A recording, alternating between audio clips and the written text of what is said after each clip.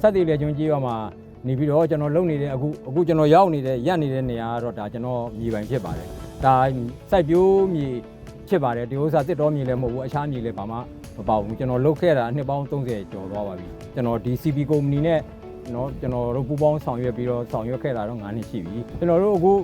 စိုက်ပျိုးပြီးတော့ကျွန်တော်တို့ရိတ်သိမ်းပြီးကျန်တဲ့အမိုက်သေးရိုက်ခုနပြောင်းရိုးတွေကိုကျွန်တော်တို့ကဒီပြောင်းရိုးတွေကိုနေပြီးတော့မှနွားစာအဖြစ်အသုံးပြုတယ်နောက်တစ်ခုကကျွန်တော်တို့ကြံတဲ့ပြောင်းရိုးလေးတွေတော့နော်မြေပြင်နဲ့ပြန်အုပ်ပလိုက်တယ်နောက်တစ်ခုကကျွန်တော်တို့ဒီဖြန်းတဲ့ဆေးရည်ပေါ့ပိုတာဆေးရည်တို့ဘာတို့အစရှိတဲ့စိုက်ပျိုးအစရှိတဲ့ဆေးရည်အားလုံးအထုပ်ကိုလည်းကျွန်တော်တို့ကဒီ plus သီးသန့်ကျွန်တော်တို့တင်စီပြီးတော့နော်ကျွန်တော်တို့နော်တိုးလောင်ထားပါတယ်ဒီတိုင်းပဲသီးသန့်ထားတယ်ထားပြီးတော့မှနောက်မှတင့်လျှောက်ပတ်တဲ့နေရာမှာကျွန်တော်တို့စွန့်ပစ်မယ်လို့ရည်ရွယ်ထားပါတယ်ဟုတ်တယ်ကျွန်တော်အစကတော့ဒီကုမ္ပဏီနဲ့မပူးပေါင်းခင်ကတော့ကျွန်တော်ဒီရှိတဲ့အမိုက်သေးရိုက်ကိုတော့ယာကင်းထဲမှာပဲမီးရှို့တာနောက်ကုမ္ပဏီနဲ့နော်ပူးပေါင်းဆောင်ရွက်တဲ့အချိန်ကစပြီးတော့ကျွန်တော်ထိုးတင်တင်တန်းနေပါတယ်ညာတွေကျွန်တော်တို့နော်ပေးတဲ့ပြုတဲ့အခါကျတော့ကျွန်တော်တို့မရှို့တော့ဘူးမရှို့တော့ဘဲနဲ့ကျွန်တော်တို့ကအဲ့ဒီပြောင်းရိုးတော့ကျွန်တော်တို့က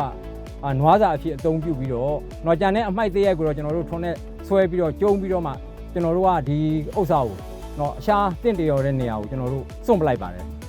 မီးမရှို့တော့ဘူးအကွက်ထဲမှာယာကင်းနဲ့လုံးဝမီးမရှို့တော့ပါဘူးအဲ့လိုကျွန်တော်တို့လှုပ်ထားတာရှိပါတယ်အခုဒီပြာကနေပြီးတော့ကျွန်တော်တို့တဆင့်ဒီကျွန်တော်တို့တင်တန်းခုနကဒီ training ပေးတဲ့အနေအထားအရပြာကနေတဆင့်မှုယောဂကတ်တယ်လို့ကျွန်တော်တို့ပြောတယ်အဲ့တော့ဟုတ်လဲဟုတ်ပါတယ်ဒါကျွန်တော်တို့ရခင်ကကျွန်တော်တို့စိုက်ခဲ့တဲ့နေရာမှာပြာပုံထဲမှာကြားတဲ့ဒီမိုးတွင်းကာလမှာပြာပုံထဲမှာကြားတဲ့သီးနှံမှုဆွဲတယ်အခုနောက်ပိုင်းမှာပြာပုံထဲမှာပြာပုံမရှိတဲ့အခါကျတော့ကျွန်တော်တို့ဒီမှုယောဂဆိုတာနည်းနည်းကင်းဝေးလာတယ်လို့ဖြစ်လာတယ်ကြတော့ကြတယ်မကြဘူးတော့မဟုတ်ဒါပေမဲ့အသင့်အတန့်လောက်ပဲကြတော့တယ်ပျက်စီးလောက်အောင်မကြတော့တဲ့အနေအထားမျိုးတက်ရောက်တော့ကျွန်တော်တွေ့ရှိရပါတယ်